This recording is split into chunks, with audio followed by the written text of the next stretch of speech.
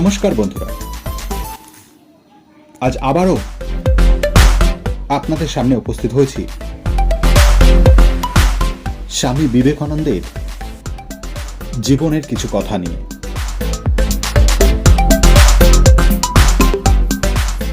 স্বামী বিবেকানন্দ ছিলেন একজন প্রভাবশালী ভারতীয় হিন্দু সন্ন্যাসী এবং দার্শনিক। তিনি ছিলেন রামকৃষ্ণ পরমহংসের প্রধান শিষ্য এবং রামকৃষ্ণ মঠ ও মিশনের প্রতিষ্ঠাতা।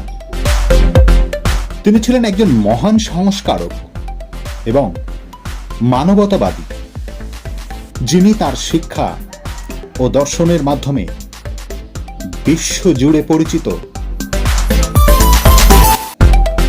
বিবেকানন্দের জন্ম হয়েছিল 1863 সালের 12 জানুয়ারি কলকাতায়। তার পিতার নাম বিশ্বনাথ দত্ত এবং মায়ের নাম ছিল ভুবনেশ্বরী দেবী। ছেলেবেলায় তার নাম ছিল নরেন্দ্রনাথ দত্ত। অল্প বয়স থেকেই তিনি আধ্যাত্মিকতার প্রতি আগ্রহী ছিলেন এবং শ্রী রামকৃষ্ণের সান্নিধ্যে এসে তিনি তার শিষ্য হন। শ্রী রামকৃষ্ণের কাছ থেকে তিনি মানব সেবাই হলেও ঈশ্বর সেবা এই শিক্ষা লাভ করেন। 1893 সালে শিকাগোতে অনুষ্ঠিত বিশ্ব ধর্ম মহাসম্মেলনে তিনি ভারতবর্ষের প্রতিনিধিত্ব করেন এবং তাঁর জ্ঞানগর্ভ ও প্রেরণাদায়ী ভাষণ বিশ্বকে মুগ্ধ করে। তিনি ধর্মের সার্বজনীনতা এবং মানবতাবাদী দর্শনের উপর জোর দিয়েছিলেন।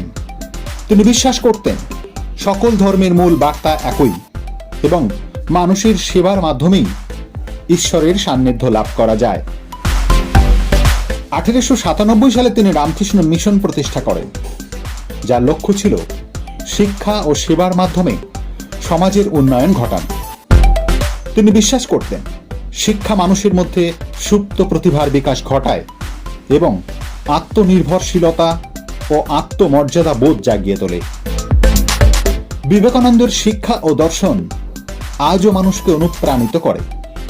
তার মানবতাবাদী দৃষ্টিভঙ্গি, কর্মযোগের উপর গুরুত্ব এবং শিক্ষার প্রতি অনুরাগ তাকে ইতিহাসে এক উজ্জ্বল ব্যক্তিত্ব হিসাবে স্থান দিয়েছে।